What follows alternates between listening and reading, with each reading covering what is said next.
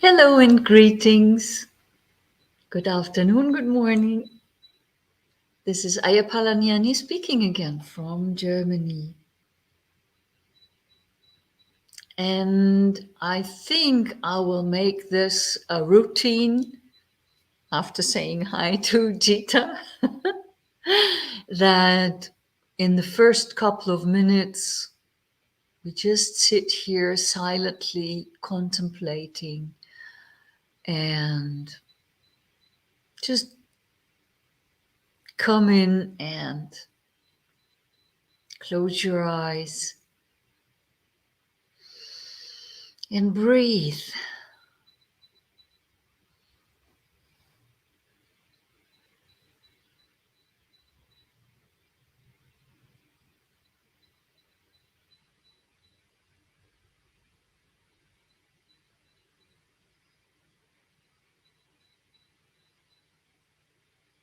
Just come in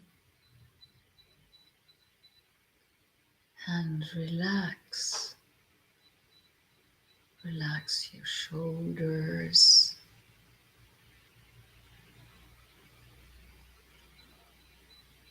your gorge, your chest.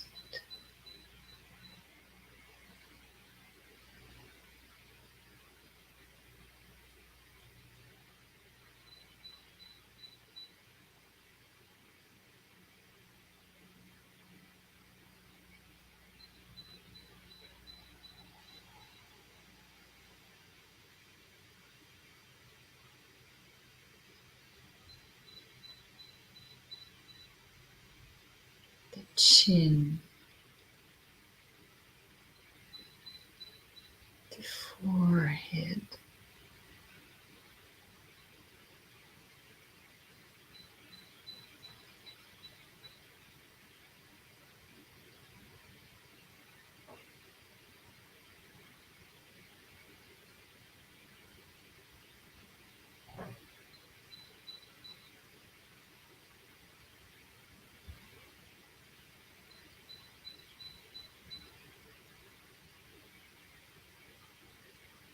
just breathe.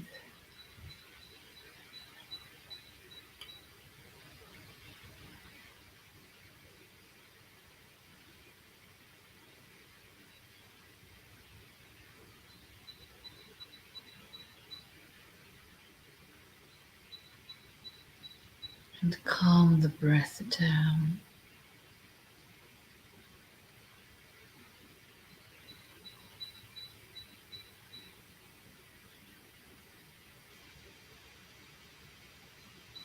And really get to where you are.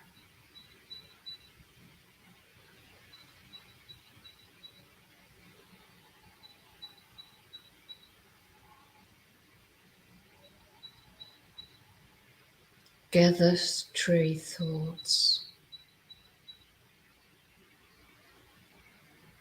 and calm them down.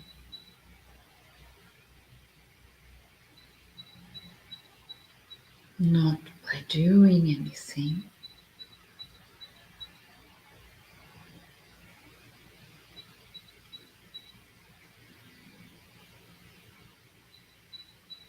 but by relaxing and letting go.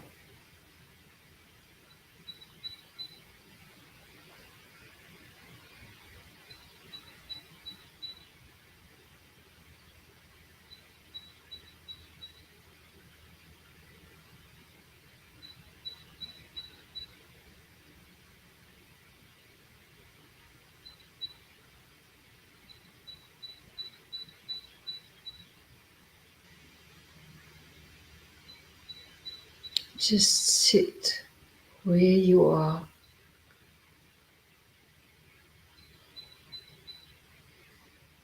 Allow yourself to feel comfortable.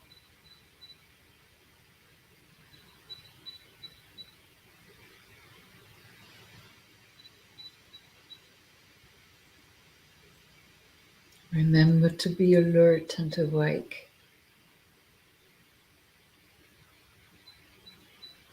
and listen. Listen to the Dhamma of today.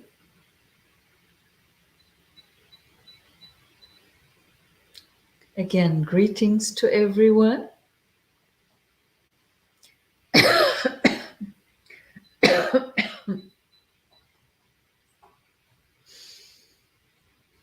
Today's topic,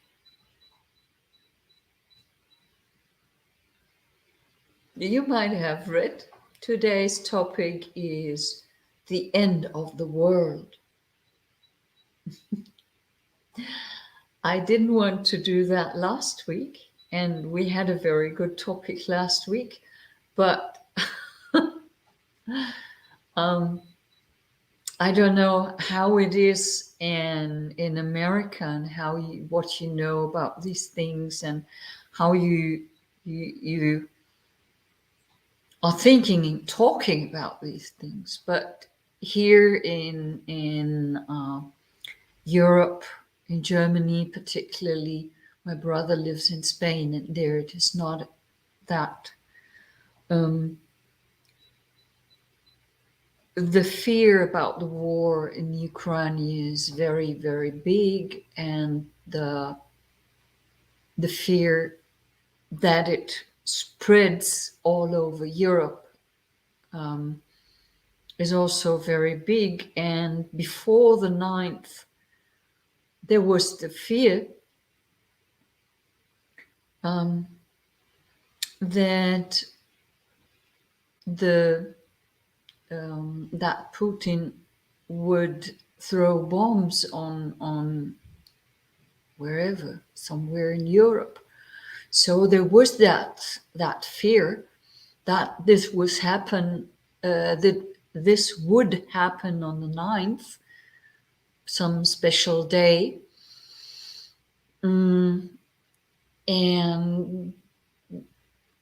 because there was so much ado about this and so much talk and so much worry, and even a week before that, all over the newspapers, and it was discussed everywhere if he would or he would not. And then people start talking about the end of the world. And I took this topic and I thought, no, I'm not going to take it for last week, but no, for this week it is all right, because we're still here and it didn't happen as bad. Of course, still bad enough. And there is still the webpage Friedensstifter.jetzt, where you can leave your messages for peace, or you can send them. But yeah, it has not spread. So I feel confident to talk about the end of the world today. So, of course, I will do that in regards of the Buddhist teaching and in the terms of what the Buddha said about it. And there is actually a sutta that is called the end of the world. Sometimes the translation might be a little different. There is a translation from Bhikkhu Bodhi of that sutta where it is called Going to the End of the World. And I'm sure that you all know this sutta, or that you at least have heard of that verse. And it is Samyutta Nikaya in the chapter 35, the Salayatana Samyutta. And there it is, number 116. And although we did speak about the Salayatanas, the six sense bases, a few weeks ago, I thought it would be good to bring that up again, because there's so much more to say about it. So, the end of the world now. What about it? In this Samyutta, in the Samyutta Nikaya, in the entire chapter, the talk is about the world or the all. Sometimes it's also called the all. And we did speak about some suttas of that chapter already. And this one was mentioned as far as I know, but not, I didn't read it out then. So, going to the end of the world starts with a very beautiful verse. And I'm going to read out the sutta and then we investigate. So listen carefully.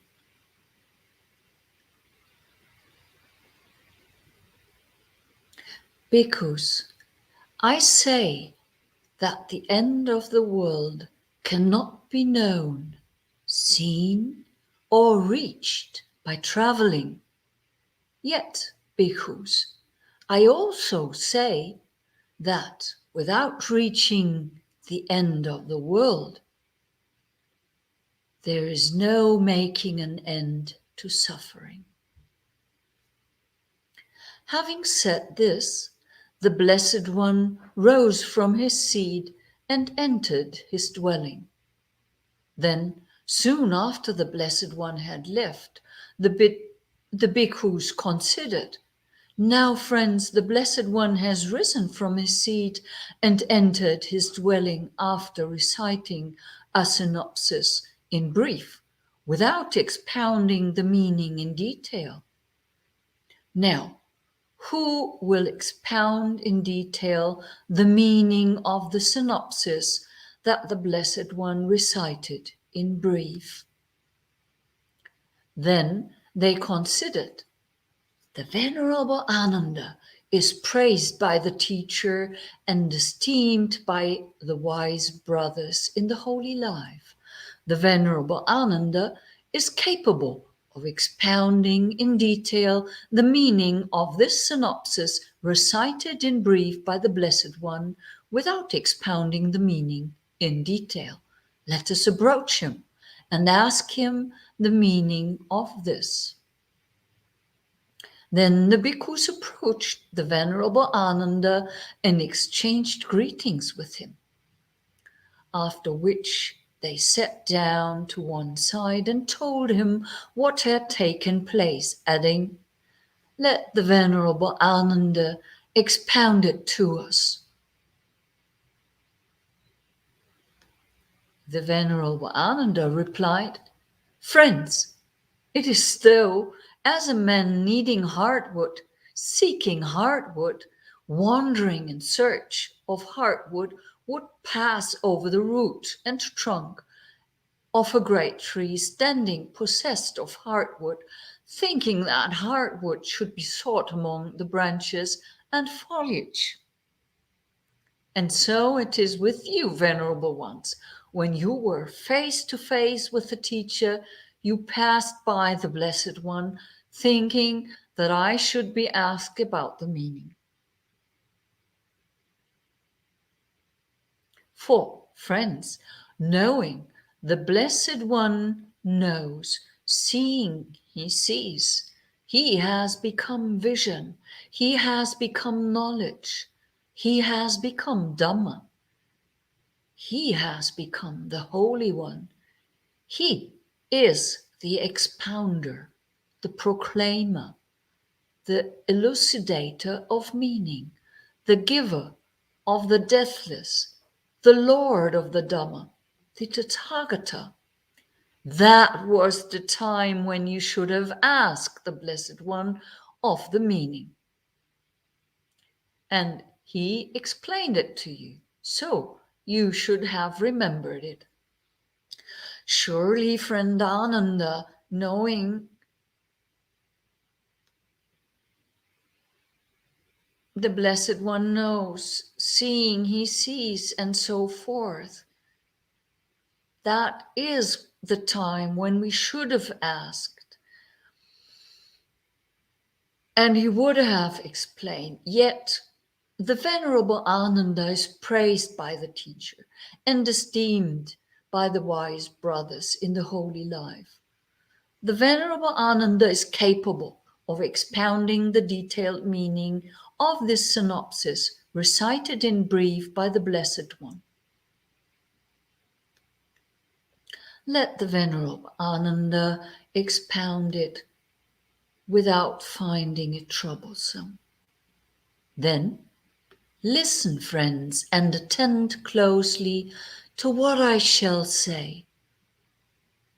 Yes, friend, replied the bhikkhus. The Venerable Ananda said this. Friends, when the Blessed One rose from his seat and entered his dwelling after reciting a synopsis in brief, without expounding the meaning in detail, that is, bhikkhus, I say that the end of the world cannot be known, seen, or reached by traveling. Yet, bhikkhus, I also say that without reaching the end of the world, there is no making an end to suffering. I understand the detailed meaning of this synopsis as follows, that in the world by which one is a perceiver of the world, a conceiver of the world, that is called the world in the Noble One's discipline. And what, friends, is that in the world by which one is a perceiver of the world, a conceiver of the world? The eyes is that in the world by which one is a perceiver of the world, a conceiver of the world. The ear is that in the world by which one is a perceiver of the world, a conceiver of the world. The nose is that in the world by which one is a perceiver of the world, a conceiver of the world. The tongue is that in the world by which one is a perceiver of the world, a conceiver of the world. The body is that in the world by which one is a perceiver of the world, a conceiver of the world. The mind is that in the world by which one is a perceiver of the world, a conceiver of the world. That in the world by which one is a perceiver of the world, a conceiver of the world. This is called the word in the Noble One's discipline. Friends, when the Blessed One rose from his seat and entered his dwelling after reciting a synopsis in brief, without expounding the meaning in detail, that is, bhikkhus, I say the end of the world cannot be known, seen, or reached by traveling. Yet, bhikkhus, I say that without reaching the end of the world, there is no making an end to suffering. I understand the meaning of this synopsis in detail to be thus. Now, friends, if you wish, go to the Blessed One and ask him about the meaning of this, as the Blessed One explains it to you, so you should remember it. Yes, friends, Those bhikkhus replied, and having risen from their seats, they went to the Blessed One. After paying homage to him, they sat down on one side and told the Blessed One all that had taken place after he left, adding, then the Venerable One, we approached the Venerable Ananda and asked him about the meaning. The Venerable Ananda expounded the meaning to us in these ways, with these terms, with these phrases. Ananda is wise, bhikkhus. Ananda has great wisdom. If you had asked me the meaning of this, I would have explained it to you in the same way that it has been explained by Ananda. Such is the meaning of this, so you should remember it. So, there we have it. Reaching the end of the world. The end of the world cannot be seen by traveling, or known by traveling, or understood by traveling. I was a traveler very much, and I tried to understand the world by that. And yeah, it was burdensome and tiresome. So I stopped traveling. Not entirely by wisdom gained through this sutta, also of tiredness of traveling, but sure it is like that. The end of the world cannot be seen by traveling. And indeed, there is no end of the world. And what the Buddha exclaims or says is the world are the salayatana, the 6 sense bases. As I said, we talked about them. We had the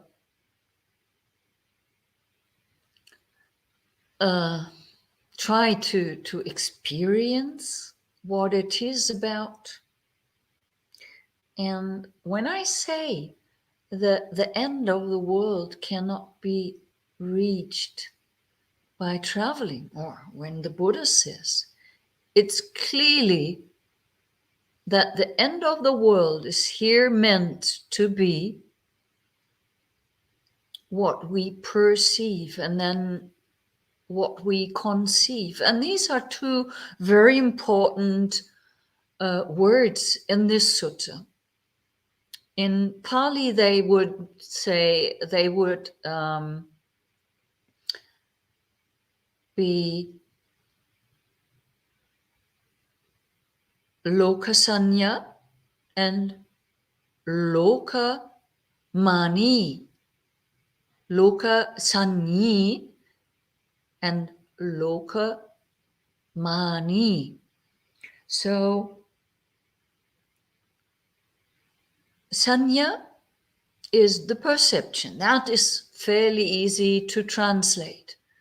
That is one of the words where all the scholars who translate are basically in concord and say this word sanya means perception. So the perception of the world. Loka is the world. And we perceive it. By what? By what do we perceive the world?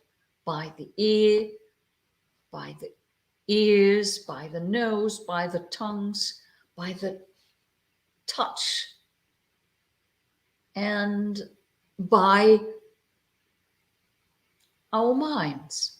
And we are, it is said in this sutta, also the conceivers of the world. Perceiving and conceiving, so loka mani, that is quite it is distinctive. It is not the same. We perceive the world and what it means in this way. So, mana, when we take the Pali word that has mani, is the one who conceives. So, alokamani is a conceiver.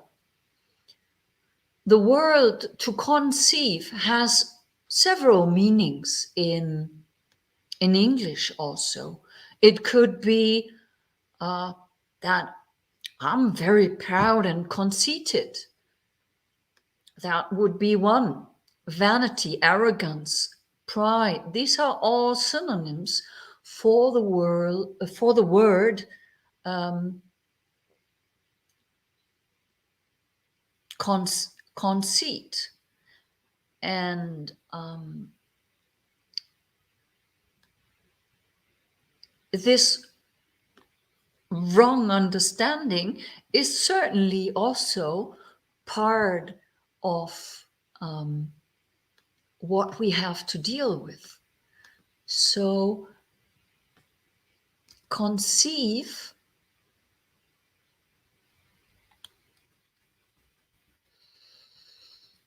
has also that connotation of making false, making up false ideas. In the old meaning of the word conceit, now again, conceit, is like imagining, having an illusion about something. That is also a meaning of the word conceit. And that that is more present in the word conceive, that we have imaginings, that we visualize things, how they are supposed to be, how we think of them, what we make about them, how we fancy them even. And so the word mana in Pali always has that kind of sense of overestimation and wrongly thinking things to be in a certain way. And this mana, the first Pali verse of the Dhammapada says, Manopobhangama Dhamma. So the mind, and here mana is stated, is the forerunner. So loka mani has really something to do with how we think about the world, what we make out of this world, how we conceive it, what we make up about it. So, and that is quite a bit what we do make up about it. So if there were only the eye and the seen, so there, in my case now, I'm sitting in front of the screen and I see my nose. So that could be the end of it when I know I'm seeing. That is just sanya. I perceive the nose, seeing nose, maybe naming it seeing, seeing, seeing.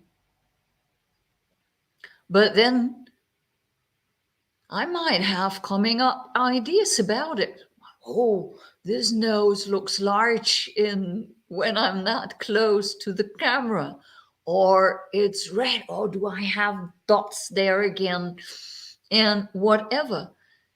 So it's going beyond the mere existence or seeing of what there is, beyond the the perception of seeing, but it's starting to have all these conceptions about it. And this is how we are conceivers of the world, that we make things up, and we do that all the time. It's not that, oh, we see something and then it might happen once in a while that we have an idea of something, but this is really happening all the time.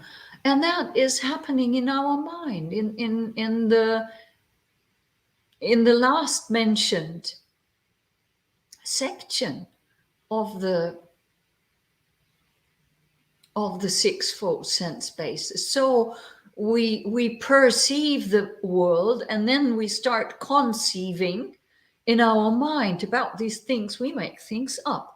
So that is what is meant with being the conceiver of the world, and not just being the perceiver. We could just stop conceiving and being just a perceiver, just knowing the world. But we aren't. So there's a question. Let me just check.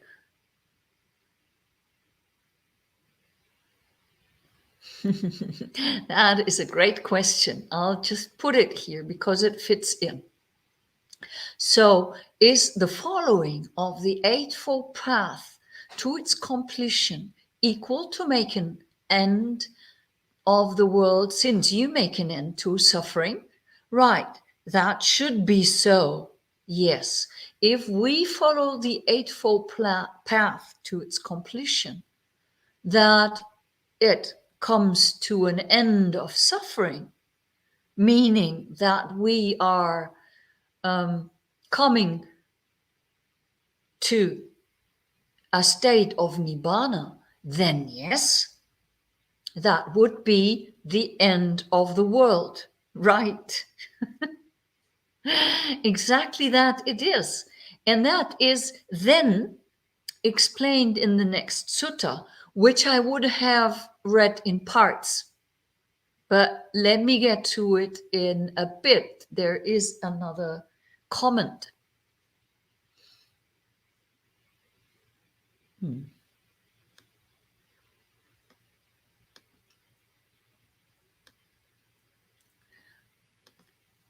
Also, conceive in the meaning of creating a child at the moment of conception. In this sense, we create the world, the false world, the samsaric world. Is that right, Ayya? That goes straight into that meaning.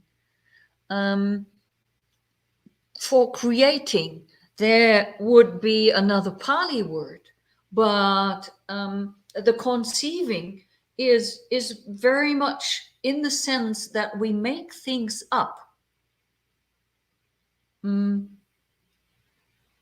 That we fantasize and fantasize about things and have illusionary visions of the world,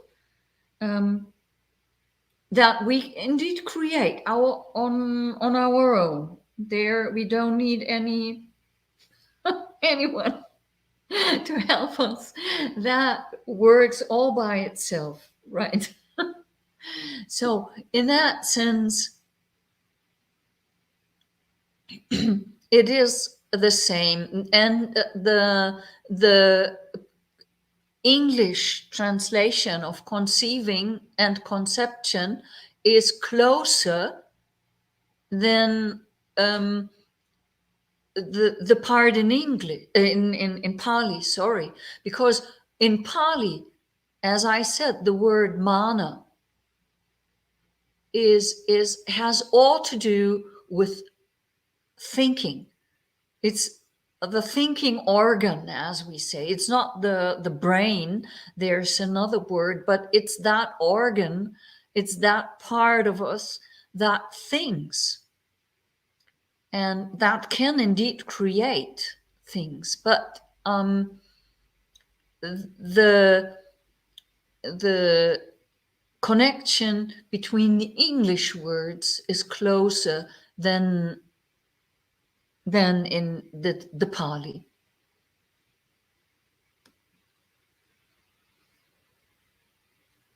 Buddharuchi sums it up. May we say that the end of the world is the end of samsara when we become enlightened?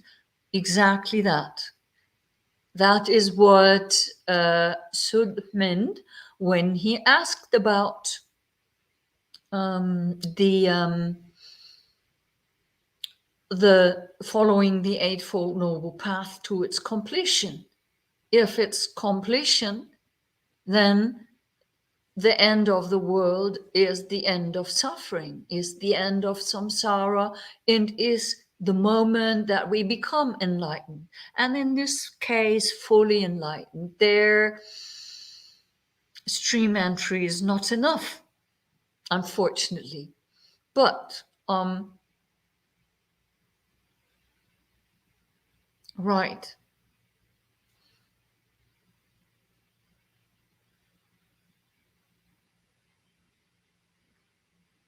Here, Ayya, a good understanding of Paticca Samuppada, 12 links of dependent origination, would help to understand this sutta. Maybe, maybe not. I think that depends very much on the person who is practicing and pondering over the suttas or the meaning of texts.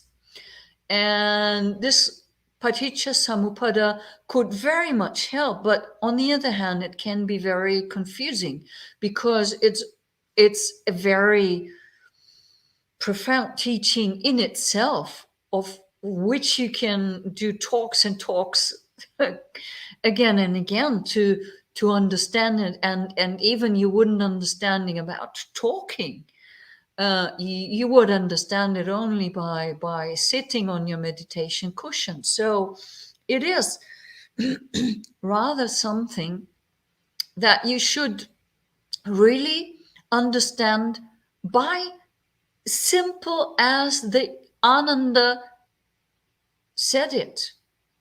We see things and we perceive, and that is normal. That even an arahant does. Even an arahant perceives things. But in contrary to an arahant, we people, normal or on any stage of enlightenment before arahantship, would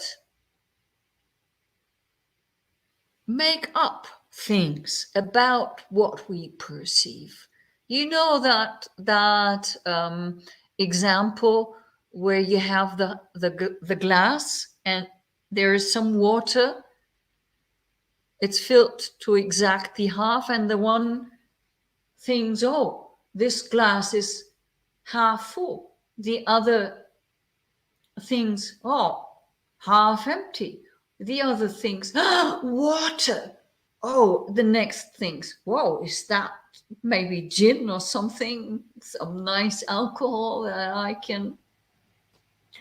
So we do have very, very different ideas about what is happening and how we conceive the world, not about how we perceive it.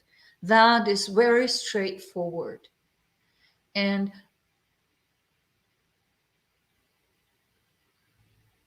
we should understand that when we add things or take things away, then we are not on the path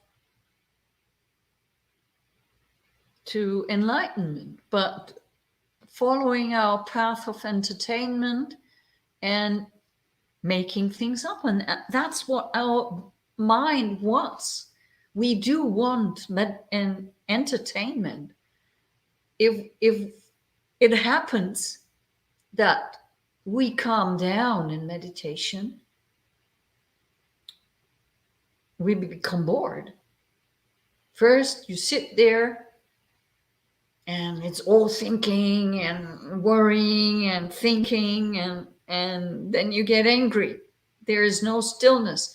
And as soon as there is a moment of stillness, one becomes either shocked and says, "Ooh, this is too still," and is afraid of that stillness, or one becomes bored and craves for more, and craves for creation of things, craves for making up things and having more thoughts and illusions.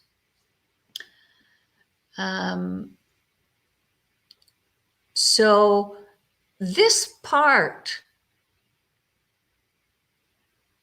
should be very, very well observed. Where do we start with this conceiving? Where do we start with making the world as it is?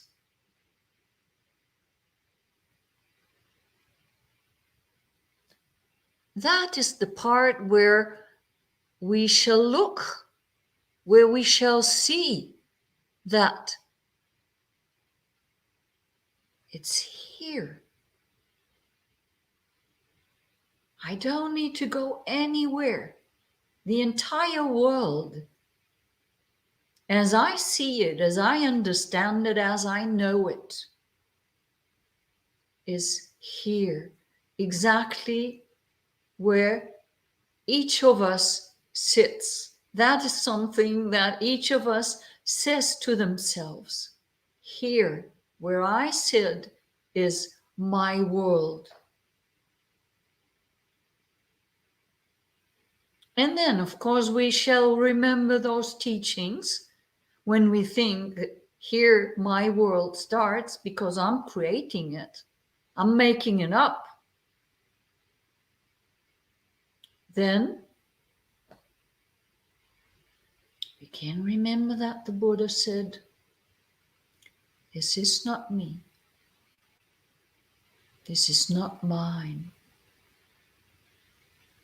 This is not myself." We can always remember that. That is where we have only the perception. We have only lokasanya.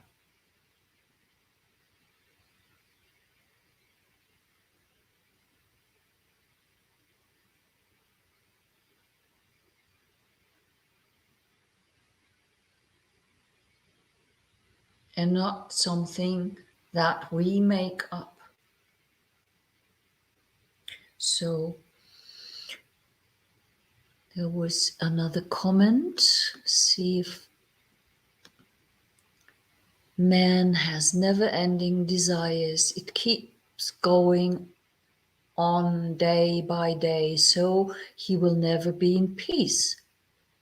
That is with a question mark. So yes, it is exactly like that, because there are never-ending desires and this craving for entertainment, this craving for information, this wanting something and rejecting something else, that is disrupting our peace.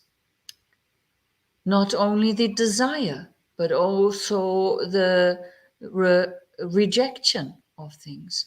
And how, if the most expected desires of a lifetime doesn't get fulfilled, it would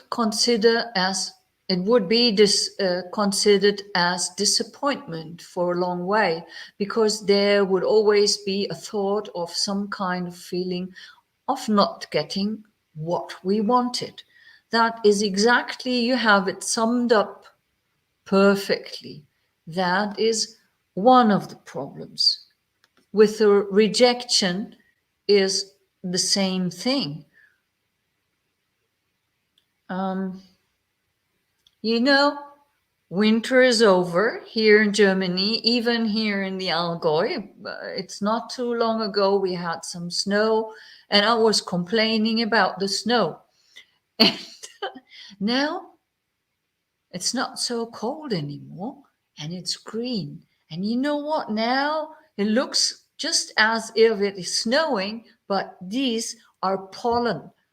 And all over we have a layer of greenish pollen from the forest. So now I can complain about the pollen and me being allergic to pollen instead of enjoying the spring.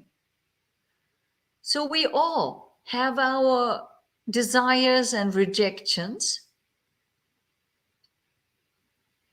And instead of just taking as it is, we see things and have an idea about it. We see a nice new phone and think, oh, I want it. We see a dead animal and we reject it.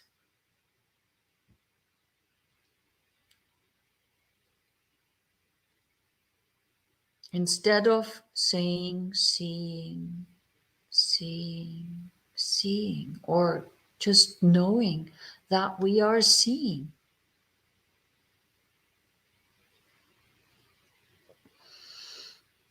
So I mentioned in the I'm just staring at the clock.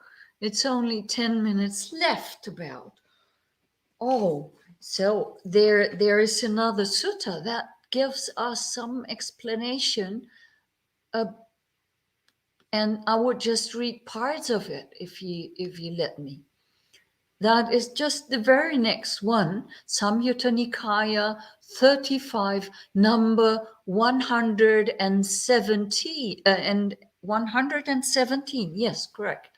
Chords of sensual pleasures. Bhikkhus, before my enlightenment, while I was still a bodhisattva, not yet fully enlightened, the thought occurred to me, my mind may often stray towards those 5 chords of sensual pleasure that have already left their impression on the heart, but which have passed, ceased, and changed, or towards those that are present, or which are slightly towards in the future. Then it occurred to me, being set on my own welfare, I should practice diligence, mindfulness, and guarding of the mind in regard to those 5 chords of sensual pleasure that have already left their impression on the heart, which have passed and ceased and changed. Therefore, bhikkhus, and you people, therefore, in your case too, your minds may often stray towards those 5 chords of sensual pleasure that have already left their impression on the heart, but which have passed, ceased, and changed, or towards those that are present, or slightly towards those in the future. Therefore, bhikkhus, being set on your own welfare, you should practice diligence, mindfulness, and guarding the mind in regard to those 5 chords of sensual pleasure that have already left their impression on the heart, but which have passed, ceased, and changed. Therefore, bhikkhus, the base should be understood where the eye ceases and perception of form fades away. That should be understood where the ear ceases and perception of sounds fades away, and so forth, with all the other senses of the six sense bases. So these six sense bases should be understood, and it should be understood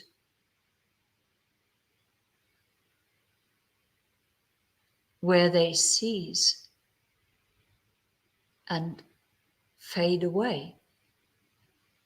Then the same things happen. They don't ask the Buddha or the meaning. The bhikkhus go to Ananda and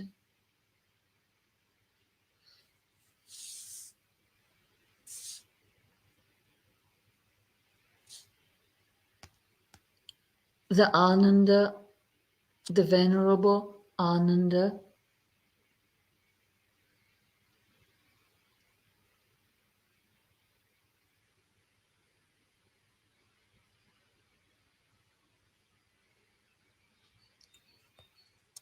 I scrolled too far. Then the Venerable Ananda said,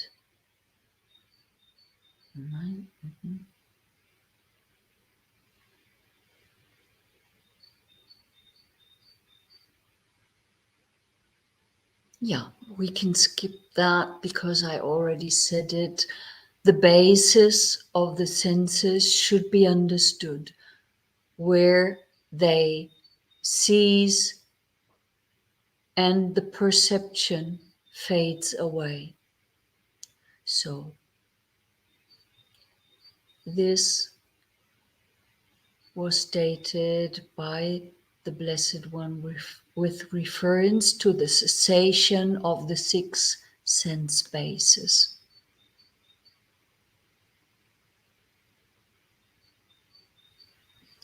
So the cessation, we have talked about that. And there are various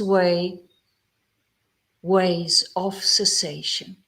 One way of cessation is nibbana, right? That is the furthest away from us, maybe the most difficult to reach for us, and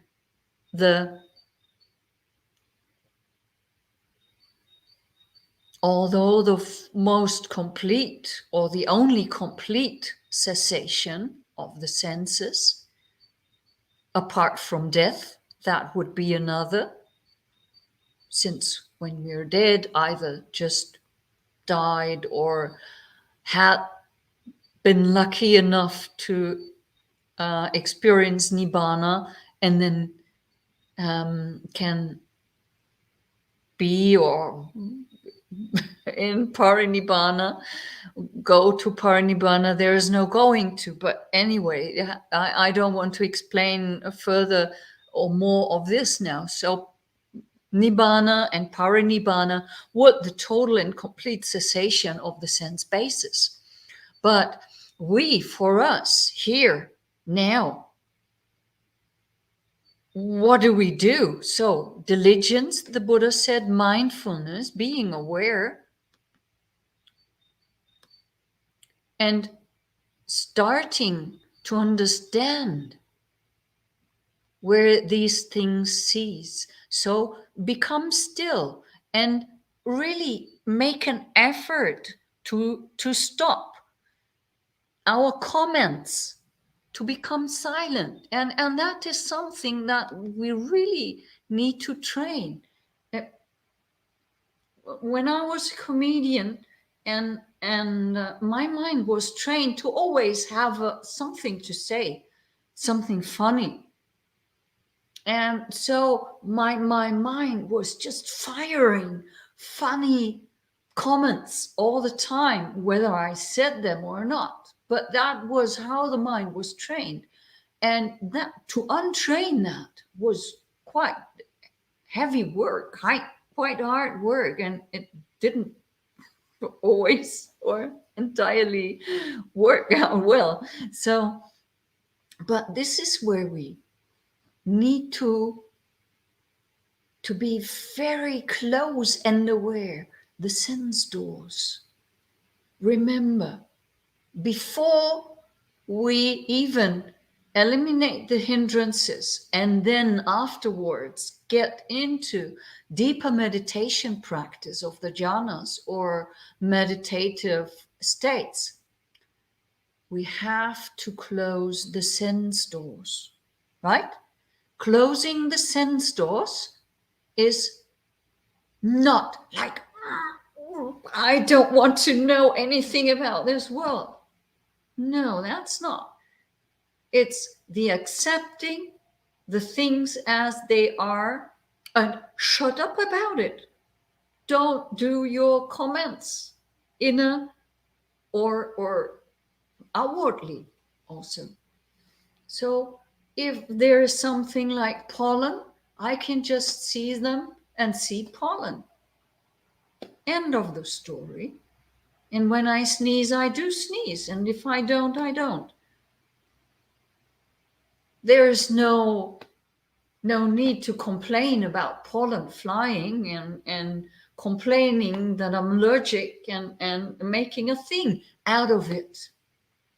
It is no thing, it's pollen flying. And even that, maybe it's not pollen. Maybe it's, I didn't check even. So stopping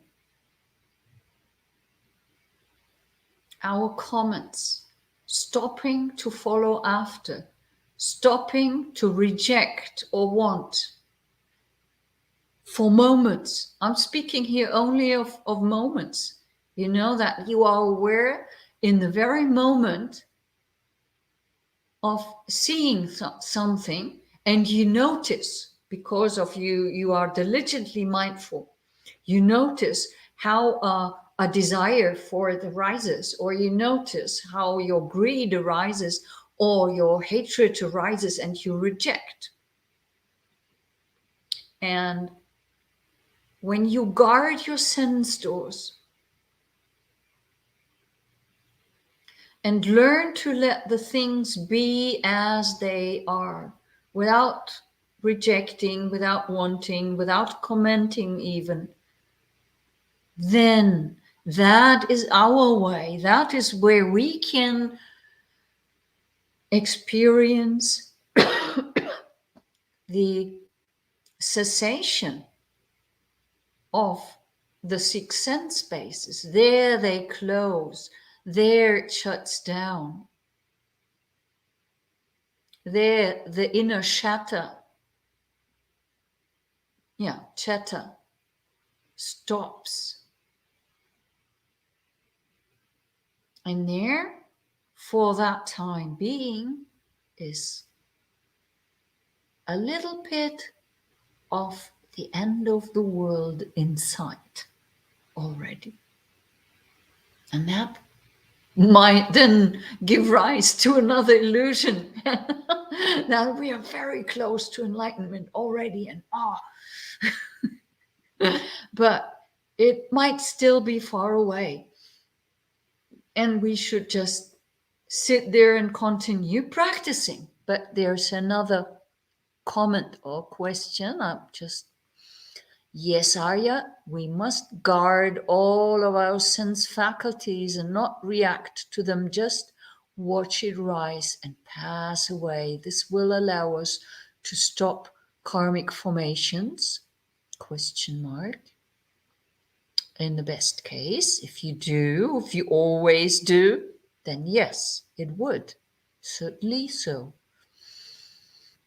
I do recommend also not only the guarding of the sense faculties, but the naming of what we experience in the moment. That we name when we are thinking, and that we are naming when we are drifting towards the past and saying, like, either thinking,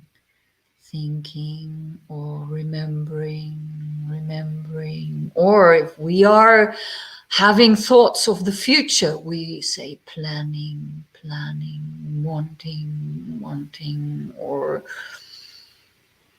whatever it is. And that, in fact, by naming things, because you bring yourself to the point, you shut your sense doors. So this closing the sense doors is so important